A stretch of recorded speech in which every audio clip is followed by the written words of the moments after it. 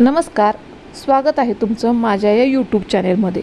आज मी तुम्हाला कॉटनची बेडशीट व शॉल धुण्याची एक ट्रिक सांगणार आहे, ज्याच्याने तुमचे बेडशीट अजिबात खराब होणार नाहीत, कलर जाणार नाही व कितीही मळलेली असली तरी बिना साबण किंवा पावडरचा वापर न करता, ब्रशचा वापर न करता कशी धुवायची हीची ट्रिक मी सांगणार आहे। तुम्ही बघता किती मळकट आहे। आता धुतल्यानंतर हे किती स्वच्छ, एकदम मऊ, त्याच्यावर जे गोळे आलेले असतात ते सुद्धा पूर्ण निघून गेलेत। एकदम पांढरं शुभ्र असं हे शॉल दिसत आहे। मी तुम्हाला आता शॉल धुवून दाखवते। तर आता आपण चला व्हिडिओला सुरुवात करूया। तर इथे एका पाटीमध्ये मी थंड पाणी घेतले, एकदम थंड असं पाणी घ्यायचं, जेणेकरून आपले जे बेडशीट किंवा शॉल असते ती छान अशी स्मूथ होते। जर गरम पाणी घेतलं तर त्याच्याने कडकपणा येतो। त्याच्यामध्ये आता मी 1 ते 1.5 चमचा मीठ टाकून घेत आहे। मीठ याच्यासाठी टाकायचं की त्याचा कलर अजिबात जात नाही। आता इथे शॅम्पूच्या पुढे टाकते, त्याच्याने काय होते तुमची बेडशीटचे शॉलची कलर आहे असा राहतो, अजिबात निघत नाही। त्याच्यानंतर इथे मी अर्धी डांबर गोळी घेतली आहे, ती मी फोडून घेतली आहे, त्याचे अख्खे असे खडेच ठेवलेत, पूर्ण बारीक केली नाही। ते हलकासा पाण्यात आता विरघळू द्यायचं। डांबर गोळी शक्यतो तशीच राहते तर ती राहू द्या। डांबर गोळीनं काय होतं, बरेच दिवस शाल बेडशीट टिकून राहतात, खराब लवकर होत नाहीत।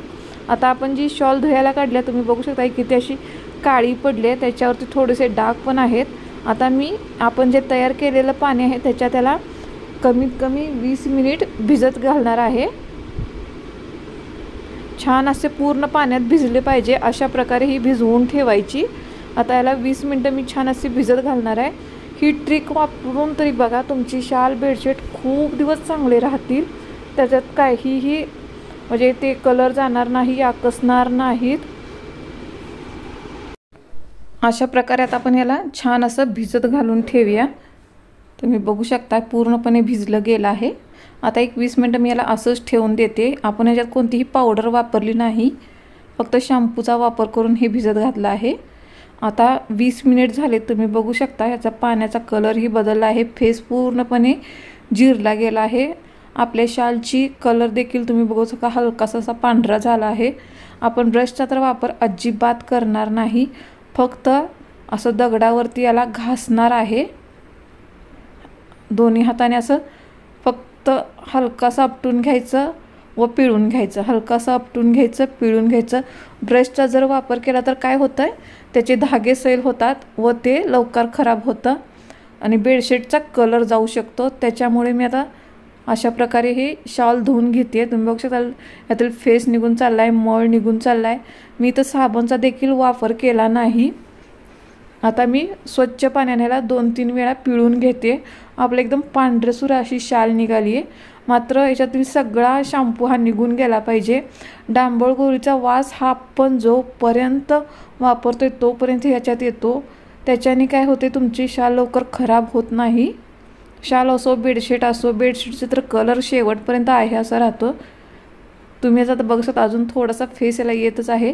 आपण हलकासं त्याला पाणी बदलून पिळून घेऊया।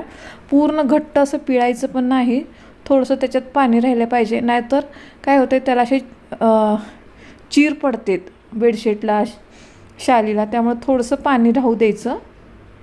तुम्ही बघू शकता मी पूर्ण घट्ट असं पिळून घेत नाही। आता हे आपण उन्हामध्ये सुकवायला टाकूया। छान असं ऊन पडलंय, इथं मी तारेवरतीही सुकायला ठेवले, अर्ध्या तासात वाळतंय।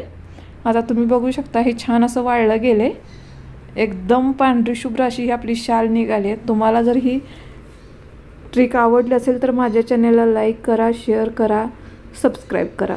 धन्यवाद।